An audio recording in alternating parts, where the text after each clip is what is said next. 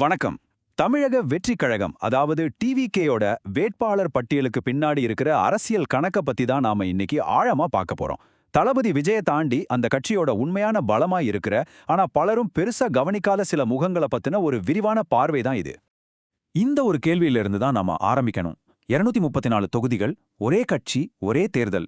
தளபதி விஜயங்கிற ஒரு முகத்தை நம்ம எல்லாருக்குமே தெரியும். ஆனா டிவிகேயோட உண்மையான பலம் இந்த 234 பேர்ல மறைஞ்சிருக்கிற மத்த முகங்கள்ல தான் இருக்கு. அந்த லிஸ்டுக்கு பின்னாடி இருக்கிற வியூகம் தான் என்ன? வாங்க உள்ள போய் பார்க்கலாம். முதல்ல தமிழ்நாட்டு அரசியலோட பாரம்பரிய விதிகளை நாம புரிஞ்சுக்கணும். பல வருஷங்களா சில எழுதப்படாத விதிகளை வச்சுதான் இங்க தேர்தல் களமே அமைஞ்சிருக்கு. ஆனா டிவிகே இந்த பழைய கணக்குகளை மாத்தி எழுத முயற்சி பண்ற மாதிரி தெரியுது. அது எப்படின்னு பார்க்கலாம். பல வருஷங்களா தமிழ்நாட்டு தேர்தல் களத்துல நீங்க நிக்கணும்னா இந்த 3 கேள்விக்கு முதல்ல பதில் சொல்லணும். உங்க சாதி பலம் என்ன? உங்ககிட்ட எவ்வளோ பணபலம் இருக்கு? உங்க ஏரியாவுல உங்களுக்கு என்ன செல்வாக்கு இருக்கு? இந்த 3ஐயும் தாண்டாம ஜெயிக்கிறது கிட்டத்தட்ட நடக்காத காரியம்னு தான் நினைச்சாங்க. இதுதான் இங்க எழுதப்படாத விதி. இந்த மாதிரி ஒரு சூழல்ல தான் மார்ச் 29, 2026ல டிவிகே தன்னோட 234 வேட்பாளர்களையும் அறிவிக்குது. பார்த்ததும் நிறைய பேர் இது விஜய் ரசிகர் மன்ற லிஸ்ட் மாதிரி இருக்குன்னு சொன்னாங்க. ஆனா யோசிச்சு பாருங்க, ஒரு சினிமால ஹீரோ மட்டும் நல்லா நடிச்சா படம் ஹிட் ஆயிடுமா? இல்ல சப்போர்ட்டிங் ஆர்டிஸ்ட்ல இருந்து எல்லாரும் சரியா அமையணும்.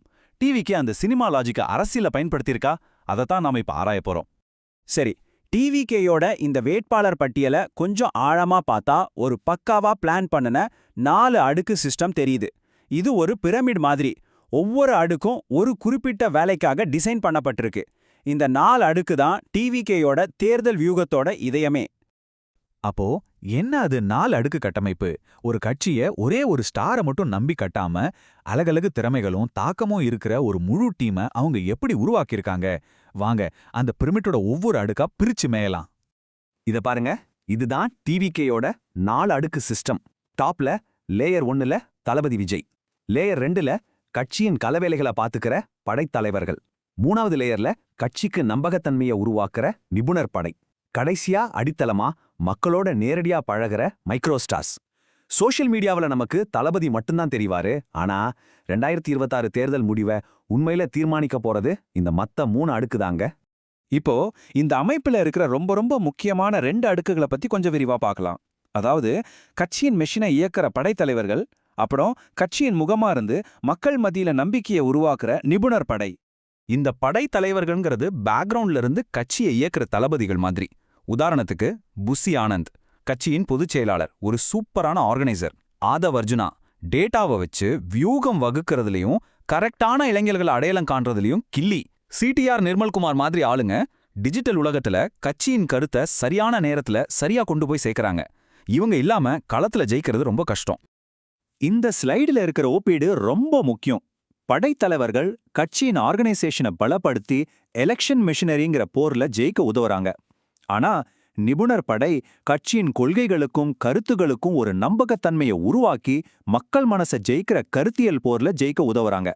ஒன்னு கட்சியின் மூளைன்னா இன்னொன்னு அதோட இதயம் மாதிரி. இந்த நிபுணர் படையிலேயே பல வகை இருக்கு. முன்னாள் IRS அதிகாரி KG அருண்ராஜ் மாதிரி ஆளுங்க பிசினஸ் கம்யூனிட்டி கிட்ட பேசும்போது அதுக்கு ஒரு வெயிட் இருக்கும். அதே மாதிரி டிஜிட்டல் கிரியேட்டர்களுக்கு இளைஞர்கள் கிட்ட ஏற்கனவே ஒரு கனெக்ட் இருக்கு. கல்வி நிறுவனங்களை சேர்ந்தவங்க பேசும்போது ஸ்டூடெண்ட்ஸும் அவங்க பெற்றோரும் காது கொடுத்து கேட்பாங்க. இவங்க காசு செலவு பண்ணி நம்பிக்கையை உருவாக்க வேண்டிய அவசியமே இல்லை. அந்த நம்பிக்கை இவங்க கிட்ட ஏற்கனவே இருக்கு. டிவிகேயோட இந்த படை அமைப்புல இன்னொரு இன்ட்ரெஸ்டிங்கான ஸ்ட்ராட்டஜி தான் இந்த சமச்சீரற்ற அழுத்தம். சிம்பிளா சொல்லணும்னா, எதிரணியோட பெரிய தலைவர்கள் நிக்கிற தொகுதிகளில் அவங்களுக்கு டஃப் கொடுக்குற மாதிரி ஒரு ஸ்ட்ராங்கான கேண்டிடேட்டை நிறுத்துறது. இதோட நோக்கம் அந்த பெரிய தலைவர்களை அவங்க சொந்த தொகுதியிலேயே கட்டி போடுறது. இந்த ஒரு வரி அந்த ஸ்ட்ராட்டஜியோட மொத்த நோக்கத்தையும் தெளிவா சொல்லுது. நான் இங்க ஜெயிக்கிறனோ இல்லையோ, ஆனா உங்க முழு கவனத்தையும் சக்தியையும் இங்கேயே செலவழிக்க வச்சு நீங்க மத்த தொகுதிகள்ல கவனம் செலுத்த விடாம பண்ணுவாங்கிறது தான் இதோட உள்ளர்த்தம். இது ஒரு ஸ்மார்ட்டான போர் தந்திரம். அதே நேரம் KS செங்கோட்டையன் மாதிரி மத்த கட்சிகள்ல இருந்து வந்த சீனியர் தலைவர்களையும் டிவிகே களமிறக்குது. இவங்களால கள அனுபவம் கிடைக்கும். ஆனா புதிய அரசியல்னு சொல்லிட்டு பழைய முகங்களை ஏன் கொண்டு வரீங்கன்னு ஒரு கேள்வியும் வரும். இங்கே ஒரு சரியான பேலன்ஸை கண்டுபிடிக்கிறது டிவிகேக்கு ஒரு பெரிய சவால். இதுவரைக்கும் நம்ம பார்த்ததெல்லாம் கதையின் ஒரு பகுதி தான். இப்போ டிவிகே பிரமிடோட அடித்தளமான ஆனா மிக மிக முக்கியமான 4வது அடுக்க பத்தி பார்க்கலாம். இவங்க தான் மைக்ரோ ஸ்டார்ஸ்னு சொல்லப்படுற கண்ணுக்கு தெரியாத ஒரு படை. யார் இந்த மைக்ரோ ஸ்டார்ஸ்? இவங்கள நீங்க டிவி விவாதங்கள்ல பார்க்க முடியாது. ஆனா அவங்க வாழ்ற தெருவுல நம்ம தெருவாளுப்பான்னு எல்லோருக்கும் தெரியும்.